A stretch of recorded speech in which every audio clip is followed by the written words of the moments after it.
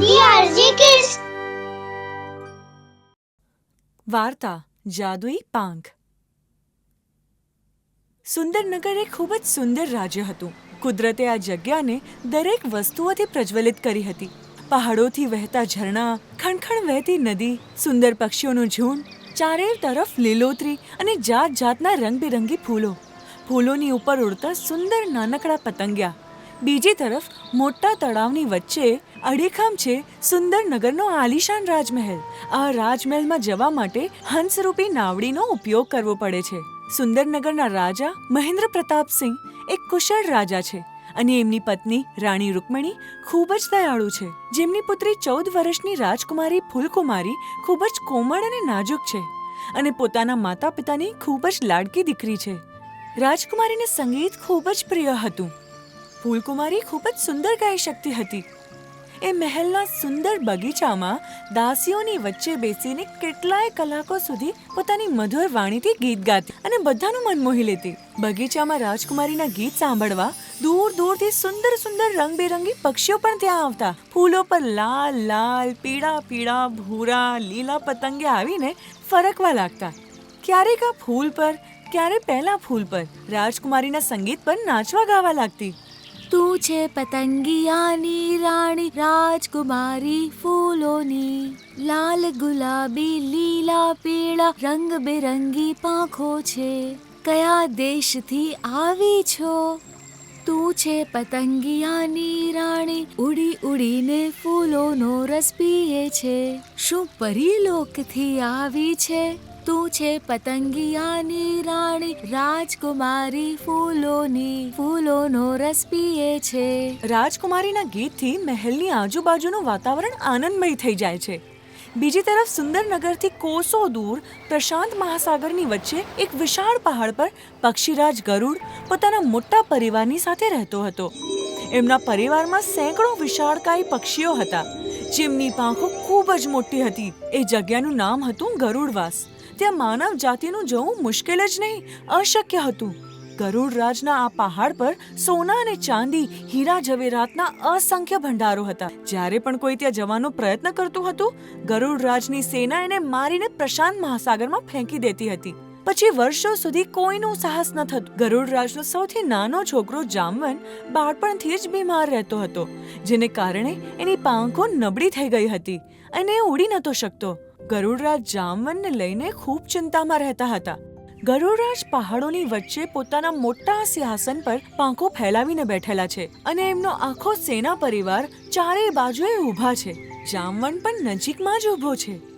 અમને અમારા દીકરા જામવનની ખૂબ ચિંતા થાય છે. અમે જ્યારે પણ જામવનની તરફ જોઈએ છીએ, અમે ઉદાસ થઈ જઈએ છીએ. શું અમારો દીકરો ક્યારે ઉડી નહીં શકે? શું તમારામાંથી એવો કોઈ યોદ્ધા નથી જે અમારા પુત્રનો ઈલાજ કરી શકે? ગરુડરાજની જય હો. ખૂબ જ ખેદ સાથે કહેવું પડે છે કે અમે જામવન માટે ઘણા પ્રયત્નો કર્યા, પરંતુ કોઈ સારું પરિણામ નથી આવ્યું. સાચું મહારાજ? ઠીક છે, અમારે કોઈ બીજો ઉપાય વિચારવો પડશે. એટલામાં ગરુડ સેનાનો એક યોદ્ધા પોતાની પંખો ફફડાવીને કહે છે, પક્ષીરાજની જય હો. પક્ષીરાજ, પારસપુરમાં પંડિત ભીમનારાયણજીની પાસે એક ગંગારામ નામનો બોલવાવાળો મહાજ્ઞાની પોપટ છે. ગંગારામની પાસે ચોક્કસ તમારા દીકરા જામવનનો ઈલાજ હશે. પંડિત દેવનારાયણજી અને એમના પોપટ ગંગારામને કાલે આદરપૂર્વક અમારી સમક્ષ ઉપસ્થિત કરવામાં આવે.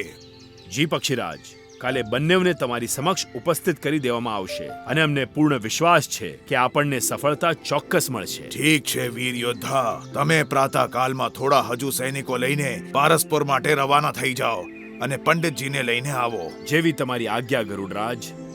જો અમારો દીકરો ઠીક થઈ જશે તો અમે આદરણીય પંડિતજીને મોં માંગ્યું ઇનામ આપશું. અને હા યોદ્ધા, પંડિતજીને અમારા તરફથી થોડાક સુવર્ણ આભૂષણો ભેટ કરી દેજો. જી ગરુડરાજ. આજની સભા અહીંયા જ સમાપ્ત કરવામાં આવે છે. પક્ષીરાજ ગરુડ મહારાજની જય હો. બીજા દિવસે વહેલી સવારે યોદ્ધા અમુક પક્ષી સૈનિકો સાથે પારસપુર માટે ઊંચા પહાડોથી ઉડાન ભરે છે. થોડા સમય સુધી ઉડ્યા પછી પારસપુર પહોંચી જાય છે.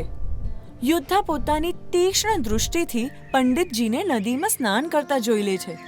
પંડિતજી નદીમાં ડૂબકી લગાવતા અને ગંગારામ પોપટ નદી કિનારે બેસીને હર હર ગંગે બોલી રહ્યો છે. યોદ્ધા પોતાના સૈનિકોની સાથે આકાશમાંથી નદી કિનારે ઉતરી જાય છે. પંડિતજી નદીમાંથી બહાર નીકળે છે અને આટલા બધા પક્ષીઓને જોઈને ગભરાઈ જાય છે. એટલામાં યોદ્ધા બોલે છે, પ્રણામ પંડિતજી, તમે ડરો નહીં. અમે તમને જ મળવા આવ્યા છે. અમને તમારી મદદ જોઈએ છે.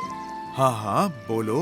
હું તમારી શું સેવા કરી શકું છું? યોદ્ધા પંડિતજીને આખી વાત જણાવી દે છે અને પંડિતજી એમની સાથે જવા માટે હા પાડી દે છે. યોદ્ધા પંડિતજીને સુવર્ણ આભૂષણો ભેટ આપે છે. આ નાનકડી ભેટનો સ્વીકાર કરો પંડિતજી. પંડિતજી સુવર્ણ આભૂષણો જોઈને ખુશ થઈ જાય છે અને મનોમન કહે છે, કામ થતા પહેલા જ આટલા આભૂષણો મળ્યા છે, તો કામ થયા પછી તો હરી બોલ, હરી બોલ. પક્ષીરાજ, હું અને ગંગારામ આવવા માટે તૈયાર છીએ. તમે પ્રતીક્ષા કરો, હું તરત જ ઘરે જઈને આવું છું. યોદ્ધા પંડિતજી અને ગંગારામને પોતાની કમર પર બેસાડીને આકાશમાં ઉડતો રહે છે. પંડિતજીને બીક લાગે છે. અરે બાપરે, આટલું ઉપર ઉડાવી દીધું. જો નીચે પડી ગયો તો હાડકા પણ નહીં મળે. હરી બોલ, હરી બોલ. ડરવાની જરૂરત નથી, તમને કાંઈ નહીં થાય. અરે ભાઈ, થોડું નીચેની તરફ ઉડો ને. આટલે ઉપર કેમ ઉડી રહ્યા છો? મારો તો જીવ તાળવે ચોટ્યો છે. અરે ગંગારામ, તું કાંઈ બોલતો કેમ નથી? હા, મને તો બહુ મજા આવી રહી છે. હજુ ઉપર ઉડો, હજુ ઉપર. અરે ચૂપ થઈ જા ભાઈ. હજુ ઉપર ઉડીશ તો હું નીચે કૂદી જઈશ. હરી બોલ, હરી બોલ. આટલે ઉપરથી કૂદી પણ નથી શકતો. અહીંયા ગરુડરાજ અને એમની આખી સેના પંડિતજીની રાહ જોઈ રહી છે. એટલામાં યોદ્ધા સૈનિકોની સાથે પંડિતજી અને ગંગારામને લઈને ગરુડરાજની સામે ઉપસ્થિત થઈ જાય છે. પંડિતજી, તમારું સ્વાગત છે. આ છે અમારો દીકરો જામવન. આ ઉડી નથી શકતો. ગરુડરાજની જય હો. અમે બધું સમજી ગયા છીએ. હમણાં જ ગંગારામ કહી દેશે. પંડિતજી લાકડાના પાંજરામાંથી ગંગારામને બહાર કાઢીને એના કાનમાં કંઈક કહે છે.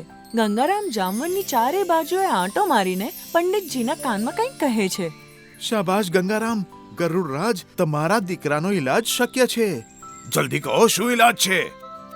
સુંદરપુરના રાજા મહેન્દ્રસિંહજીની પુત્રી રાજકુમારી ફૂલકુમારી જો જામવનને પોતાનું મધુર ગીત સંભળાવશે તો તમારો પુત્ર ઠીક થઈને ઉડવા લાગશે. યોદ્ધા, તરત જ અમારી વિનંતી રાજા મહેન્દ્રસિંહ સુધી પહોંચાડવામાં આવે. ગરુડરાજની જય હો. હું તરત તમારા સંદેશાનો જવાબ લઈને આવું છું. અહીંયા મહેન્દ્રસિંહ પોતાના દરબારમાં બેઠેલા છે. એટલામાં એક સિપાહી આવે છે. રાજાજી, ગરુડરાજનો યોદ્ધા તમને મળવા માંગે છે. એમને આવવા દેવામાં આવે. યોદ્ધા દરબારમાં આવે છે. મહારાજની જય હો. કહો, શું કહેવા માંગો છો? રાજાજી, અમારા ગરુડરાજના પુત્ર જામવન ઉડી નથી શકતા.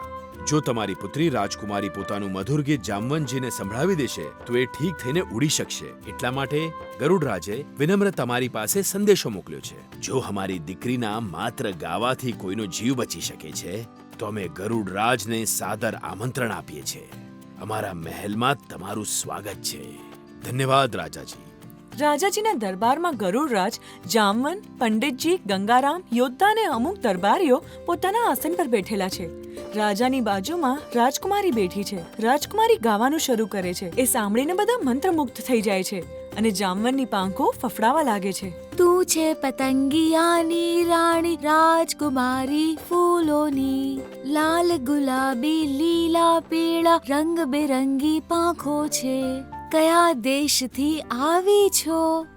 તું છે પતંગિયાની રાણી, ઉડી ઉડીને ફૂલોનો રસ પીએ છે. શું પરીલોકથી આવી છે? તું છે પતંગિયાની રાણી, રાજકુમારી ફૂલોની, ફૂલોનો રસ પીએ છે. રાજકુમારી ફૂલકુમારીની જય હો. રાજા મહેન્દ્રસિંહ, ગરુડરાજની, પોપટ ગંગારામની જય હો. રાજકુમારી અને રાજાજી, હું તમારો આ ઉપકાર ક્યારેય નહીં ભૂલું. દીકરી, તમારી કોઈ એવી ઈચ્છા છે જેને અમે પૂરી કરી શકીએ છીએ તો કહી દો. અમે અવશ્ય પૂરી કરીશું. અમારે રોજ આકાશમાં ખૂબ ઉપર ઉડવું છે, જ્યાંથી પહાડ, સાગર, જંગલ ખૂબ નાના નાના દેખાય. હા હા, જામવન તમને રોજ આકાશનો આંટો મરાવશે. જામવન રાજકુમારીને લઈને જમીનથી ખૂબ ઉપર આકાશમાં ઉડે છે.